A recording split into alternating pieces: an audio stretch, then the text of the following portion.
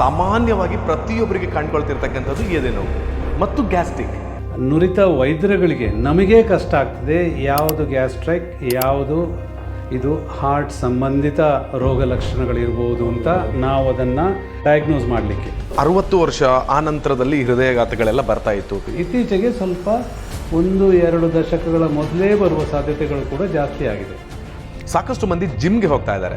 ಜಿಮ್ಗೆ ಹೋದವರಲ್ಲೂ ಕೂಡ ಸಡನ್ ಆಗಿ ಹಾರ್ಟ್ ಅಟ್ಯಾಕ್ಗಳು ಬರ್ತಾ ಇದೆ. ಬರಲ್ಲ ಅಂತ ಏನು ಹೇಳೋಕ್ಕಾಗಲ್ಲ. ನಾನು ಕೂಡ ನೋಡಿದಾಗ ಒಂದು 19 ವರ್ಷದ ಯುವಕನಿಗೆ ನಾನು ಟ್ರೀಟ್ಮೆಂಟ್ ಮಾಡಿದ್ದೇನೆ, ಆಂಜಿಯೋಪ್ಲಾಸ್ಟಿ ಮಾಡಿದ್ದೇನೆ. 22 ವರ್ಷದ ಯುವಕನಿಗೆ ಆಂಜಿಯೋಪ್ಲಾಸ್ಟಿ ಮಾಡಿದ್ದೇನೆ. ಯುವಕರು ಅಥವಾ ಯುವ ಜನತೆಯೇ ಈ ಹೃದಯ ಸಂಬಂಧಿತ ಸಮಸ್ಯೆಗಳಿಂದ ಇವತ್ತು ಸಾವನ್ನಪ್ತಾ ಇದ್ದಾರೆ. ನೋಡೋದಕ್ಕೆ ಆರೋಗ್ಯವಾಗಿರ್ತಾರೆ. ಪ್ರತಿಯೊಂದು ಏಜ್ ಕ್ಯಾಟಗರಿಯಲ್ಲೂ ಕೂಡ ಈ ಹೃದ್ರೋಗ ಸಂಬಂಧಿತ ಕಾಯಿಲೆಗಳ ಒಂದು ಇನ್ಸಿಡೆನ್ಸ್ ಏನಿದೆ ಸ್ವಲ್ಪ ಹೈಯೇ ಇರ್ತದೆ.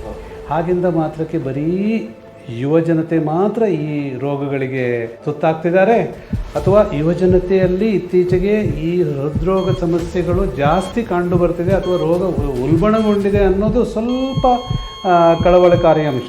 ಸಾಮಾನ್ಯ ಆರೋಗ್ಯವಾಗಿ ನಾನಿದ್ದೇನೆ, ನನಗೆ ಏನೇ ಪೇನ್ ಇಲ್ಲ, ನನಗೆ ಏನು ತೊಂದರೆಗಳಿಲ್ಲ ಅಂತ ಹೇಳಿದ್ರು ಕೂಡ ಒಂದ್ಸಲ ಬಂದು ಚೆಕಿಂಗ್ ಮಾಡ್ಕೊಳ್ಳೋದು ಬೆಟರ್ ಅಂತ ನನ್ನ ಜೊತೆ. ನಿಮಗೆ ಯಾವುದೇ ಒಂದು ನೀವು ಹಾರ್ಟ್ ಡಿಸೀಸ್ಗೆ ಸಂಬಂಧಪಟ್ಟ ಒಂದು ರಿಸ್ಕ್ ಫ್ಯಾಕ್ಟರ್ಸ್ ಅಂತ ನಾವೇನು ಹೇಳ್ತೇವೋ ಅದು ಯಾವುದೇ ಇಲ್ಲದಿದ್ದರೂ ಕೂಡ ನಾವೇನು ಸಜೆಸ್ಟ್ ಮಾಡ್ತೇವೆ ಅಂದರೆ ಪ್ರತಿ ವರ್ಷ 40 ವರ್ಷದ ನಂತರ ಒಂದು ಬಾರಿ ಆದರೂ ವರ್ಷಕ್ಕೊಮ್ಮೆ ನೀವು ಹೃದಯ ತಪಾಸಣೆ ಅನ್ನೋದನ್ನು ನೀವು ಮಾಡಿಸ್ಕೊಳ್ಳೋದು ಅತ್ಯಗತ್ಯ.